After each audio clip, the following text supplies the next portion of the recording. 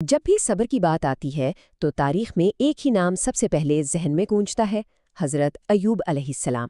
یہ کہانی ایک ایسے نبی کی ہے جن کے ایمان کو ایسی ناقابل تصور مشکلات میں آزمایا گیا، اور یہ صبر، شکر اور اللہ پر کامل یقین کا ایک ایسا سبق ہے جو ہمیشہ یاد رکھا جائے گا۔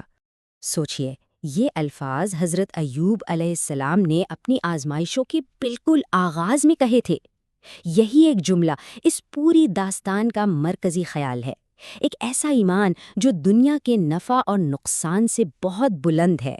تو ان کی آزمائشوں کی شدت کو سمجھنے کے لیے پہلے یہ دیکھنا ضروری ہے کہ ان کی زندگی تھی کیسی۔ ایک ایسی زندگی جو بے پناہ خوشحالی اور غیر متزلزل تقوی سے بھری ہوئی تھی۔ ذرا تصور کریں، ان کے پاس کیا کچھ نہیں تھا؟ وسیع و عریض زمینیں، لاتعداد جانور، 12 نیک اور فرما بردار بیٹے۔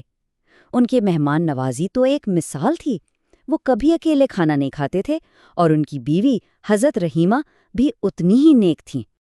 لیکن جہاں اتنی نعمتیں ہوں وہاں حسد بھی آ جاتا ہے۔ ابلیس نے اللہ تعالیٰ کو چیلنج کیا کہ ایوب علیہ السلام کا ایمان صرف ان کی خوشحالی کی وجہ سے ہے، اور یہیں سے اس عظیم آزمائش کا آغاز ہوتا ہے تاکہ ان کا صبر پوری انسانیت کے لیے ایک مثال بن جائے۔ اور پھر وہ امتحان شروع ہوتا ہے۔ حضرت ایوب کی دنیا حیران کن رفتار سے ایک ایک کر کے بکھرنے لگتی ہے۔ آزمائشیں ایک کے بعد ایک آتی گئیں۔ پہلے ساری دولت اور مویشی آفات کی نظر ہو گئے، پھر ایک زلزلے میں ان کے تمام بیٹے اور شاگرد وفات پا گئے۔ اس کے بعد ان کا اپنا جسم ایک شدید بیماری میں مبتلا ہو گیا، اور آخر میں ان کے اپنے لوگوں نے انہیں شہر سے نکال دیا۔ ہر آزمائش پچھلی سے زیادہ تکلیف دہ تھی۔ اپنے تمام بیٹوں کو کھونے کے بعد ابلیس ایک ہمدرد کے روپ میں آیا، لیکن اس حالت میں بھی حضرت ایوب نے اسے پہچان لیا، اور جو جواب دیا وہ ایمان کی ایک حیران کن مثال ہے۔ انہوں نے کہا کہ سب کچھ اللہ کی امانت تھی، وہ جب چاہے واپس لے سکتا ہے۔ تو سوال یہ ہے کہ جب درد اور تنہائی کے سوا کچھ بھی باقی نہ رہے تو کیا ہوتا ہے؟ یہی وہ مقام ہے جہاں اس کہانی کے سب سے گہرے سبق پوشیدہ ہیں۔ 18 سال یہ کوئی چھوٹا عرصہ نہیں تھا۔ تقریباً 2 دہائیوں تک حضرت ایوب علیہ السلام نے بیماری اور تنہائی برداشت کی۔ معاشرے نے انہیں نکال دیا تھا، اور ان کے پاس صرف ایک ہی شخص رہ گیا تھا جو ان کے ساتھ کھڑا رہا۔ اس پورے عرصے میں ان کی بیوی حضرت رحیمہ کی وفاداری ایک مضبوط قلعہ ثابت ہوئی۔ ابلیس نے انہیں بھی بہکانے کی بہت کوشش کی کہ تم خود کو تباہ کر رہی ہو، انہیں چھوڑ دو، لیکن ان کا جواب ہمیشہ یہی ہوتا تھا کہ میں ان کی مہربانی کا بدلہ کیسے چکا سکتی ہوں، میں انہیں اس حال میں کیسے چھوڑ دوں۔ ایک دن جب ان کی بیوی نے ہمت ہار کر مشورہ دیا کہ وہ اللہ سے دعا کریں تو حضرت ایوب کا جواب سنیے۔